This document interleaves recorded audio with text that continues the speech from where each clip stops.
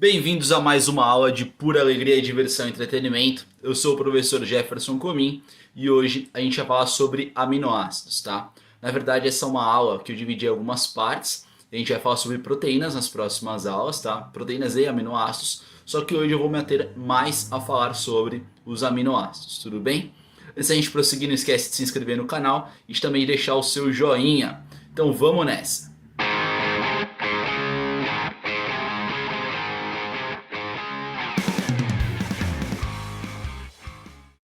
Pessoal, eu gostaria, antes da gente começar, eu gosto de mostrar a relevância desse conteúdo para vocês. E na verdade, as proteínas elas estão amplamente distribuídas no nosso corpo, tudo bem? E aí, essas proteínas elas são compostas pelos aminoácidos. E para exemplificar para vocês, eu gostaria que vocês imaginassem um trem. Imagina um trem. Esse trem é composto por vários vagões. Agora, eu vou substituir a palavra trem pela palavra polímero, tá? Então, nós temos um polímero. Esse polímero ele é composto por monômeros, que seriam os vagões. No caso, o polímero que eu estou tratando com vocês são as proteínas. E as proteínas são compostas por aminoácidos, tá? Então, o nosso trem agora é uma proteína e os vagões são os aminoácidos. Toda vez que eu falar polímero, significa uma grande molécula, tá? Toda vez que eu falar monômero, significa uma única molécula. Então, no caso, os polímeros são formados por monômeros. Estou falando de proteínas. Quem são os monômeros das proteínas? São os aminoácidos. Beleza? Acho que com isso daí dá pra gente continuar. E se tratando dos aminoácidos, que seriam compostos desses aminoácidos? É muito fácil, tá? Os aminoácidos são compostos por amino mais ácido. E é por isso que chama aminoácido. É óbvio, velho! Eu sei que você deve estar pensando, meu Deus. Mas é verdade. Os aminoácidos são compostos por um grupo amino, um grupo ácido carboxílico, tá? Quem une esses dois caras é o que nós chamamos de carbono alfa, tá? Esse carbono alfa, ele também está ligado a um hidrogênio e a uma cadeia lateral ou radical, tá? Você pode conhecer ela como cadeia lateral ou radical. Então, mais uma vez, nós temos lá o carbono alfa. Esse carbono alfa ele liga um grupo amino e também um grupo ácido carboxílico, e é por isso que chama aminoácido, tá?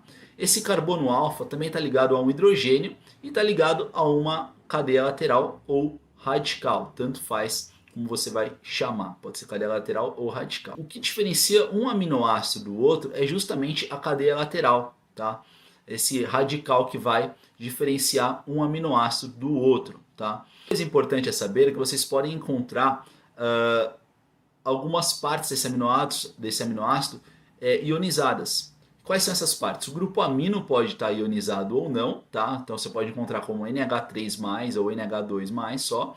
Ou você pode encontrar como também o ácido carboxílico, como COOH ou COO-, tá? Então você pode encontrar isso. Vai depender muito do meio ao qual esse aminoácido está inserido, tá?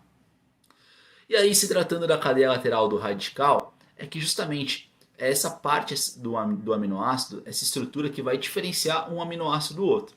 Então, se eu pegar, por exemplo, uma leucina, eu consigo diferenciar a leucina da isoleucina comparando a cadeia lateral, tá? Então é assim que você vai fazer para diferenciar um aminoácido do outro.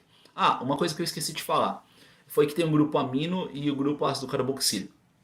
Só existe uma exceção, e na verdade essa exceção é do aminoácido prolina, porque o aminoácido prolina ele não vai ter um grupo amino, vai ser imino na verdade, tá? Na verdade ele vai ter NH, e aí esse N já vai estar ligado direto na cadeia lateral, e aí essa seria a única exceção. Voltando a falar sobre a cadeia lateral, sobre o radical, o que acontece? Nós podemos dividir os aminoácidos em grupos. Esses aminoácidos eles podem ser apolares ou aminoácidos polares. Então, de novo, esses aminoácidos podem ser apolares ou podem ser polares. O que você entende por apolar? Bom, provavelmente você sabe que o apolar significa que ele é hidrofóbico, ou seja, tem fobia à água, não se mistura com água. Não me diga! Tá? Isso é muito importante você recordar. No caso dos aminoácidos apolares, quando nós observamos a cadeia lateral deles, o radical deles é composto basicamente por hidrocarbonetos. O que é um hidrocarboneto? Não tô sabendo. Bom, um hidrocarboneto nada mais é do que carbono e hidrogênio junto, tá? Uau! E para e pensa comigo. Os aminoácidos apolares são hidrofóbicos, logo eles não se misturam com água, certo? Logo eles não curtem água, eles têm fobia à água. E aí eu pergunto para vocês, gordura e água se misturam? É evidente que não, né? Por que gordura não mistura com água? Porque a gordura é composta por ácidos graxos e esses ácidos graxos possuem na sua composição hidrocarbonetos. E os aminoácidos apolares eles também possuem na sua composição no radical hidrocarbonetos. Logo, ele não vai se misturar com água e vai ter como característica ser apolar, tudo bem? Que merda, hein? Sabia não? Agora, indo para o outro lado, dos aminoácidos polares. O que acontece? Os aminoácidos polares eles podem ser divididos em outros três grupos. Nós temos os polares, que são ácidos, os polares básicos e os polares sem carga líquida. Tá? No caso dos aminoácidos polares ácidos, nós vamos encontrar lá no radical dele carga negativa. No caso dos polares básicos, nós vamos encontrar no radical dele carga positiva. E no sem carga, no polar sem carga, é evidente que a gente não vai encontrar carga diferenciando eles, tá? Mas você deve estar se perguntando, quem são esses aminoácidos, né? Nós sabemos que existem 20 tipos diferentes de aminoácidos na natureza. O primeiro aminoácido descrito foi asparagina em 1800 em Guaraná com rolha, tá? Faz muito tempo. E o último, se não me engano, foi a treonina em 1938, assim, também faz muito tempo, tá? É verdade. A gente sabe que existem 20 tipos de aminoácidos na natureza. E eles podem ser divididos, tá? A gente está dividindo esses aminoácidos quanto à polaridade. No caso dos aminoácidos apolares, que são os hidrofóbicos, quem são eles? Anota aí, hein? Nós temos a glicina, a alanina, prolina, a valina, a leucina, a isoleucina, a metionina. Tudo bem? Tem esses daí que eu falei para vocês. Então, de novo, glicina, alanina, valina, leucina, isoleucina e metionina, tá?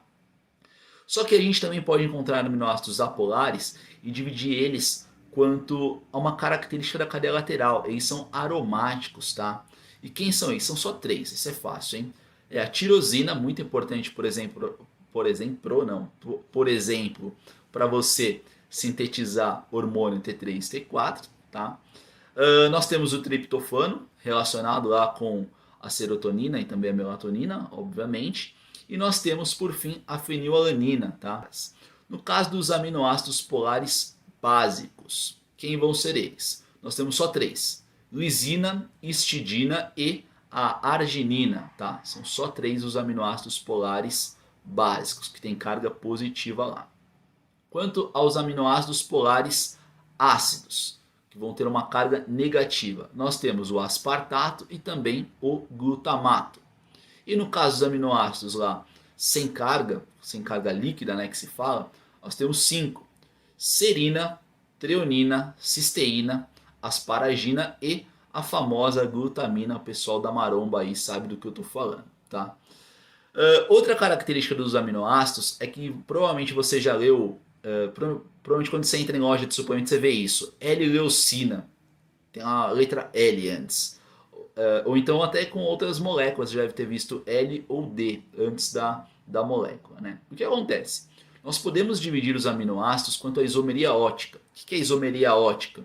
Se olha no espelho, você pode até não gostar do que você vê, mas se olha no espelho, tudo que está sendo lá refletido por esse espelho é a realidade, ou seja,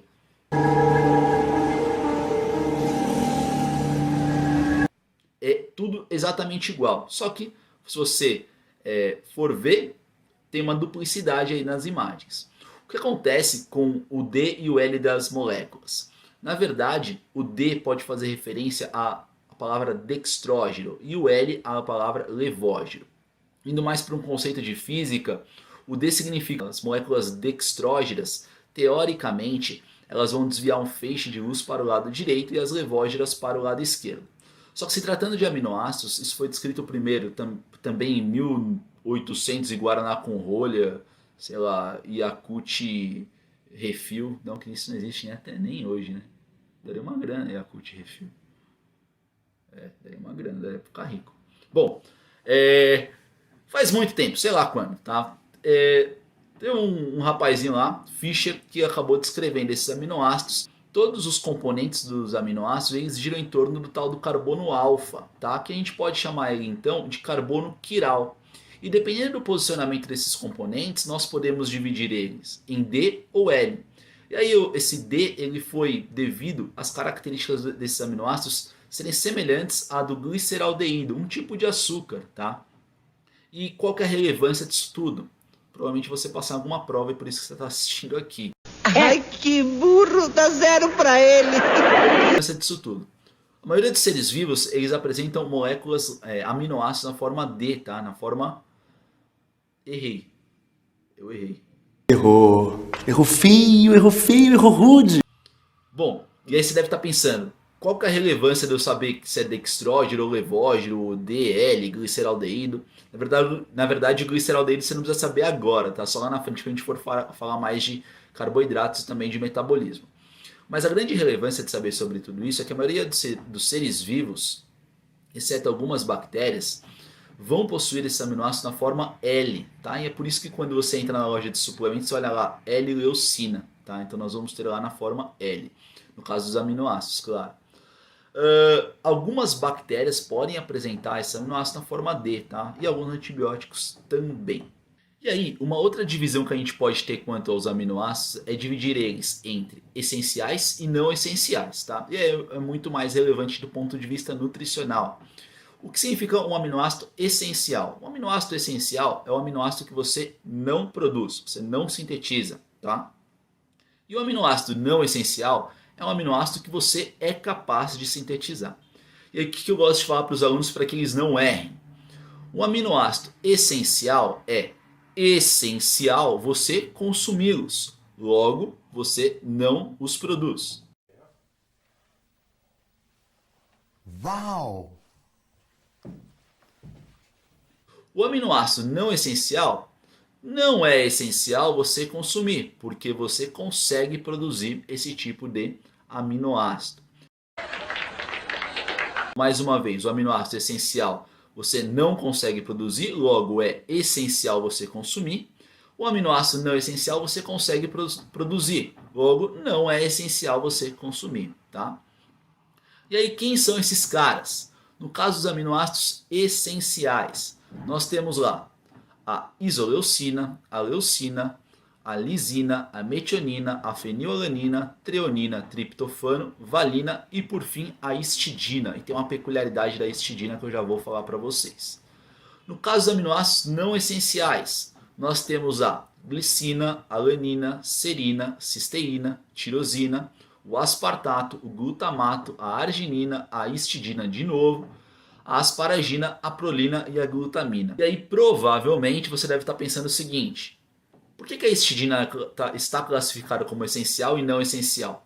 Na verdade, nas primeiras fases da vida, ou até na fase das pessoas idosas, elas têm uma dificuldade em sintetizar a histidina, elas não conseguem sintetizar a histidina. Então você pode entender esse tipo de aminoácido como condicionalmente essencial. O pessoal tem falado aí nesse aminoácido, porque depende da condição de vida que você está, tá? Existem ainda os que dizem sobre os aminoácidos semi-essenciais, que podem ser produzidos a partir de outros aminoácidos, tá? Mas basicamente do ponto de vista bioquímico, nós podemos dividir eles em dois tipos, os essenciais e os não essenciais. Beleza? Eu acho que por hoje é só. Glória a Deus. Glória a Deus. Tá? Aula rapidinha pra gente. A gente fala mais na próxima aula. A gente vai começar a falar sobre proteína. Espero que vocês tenham curtido.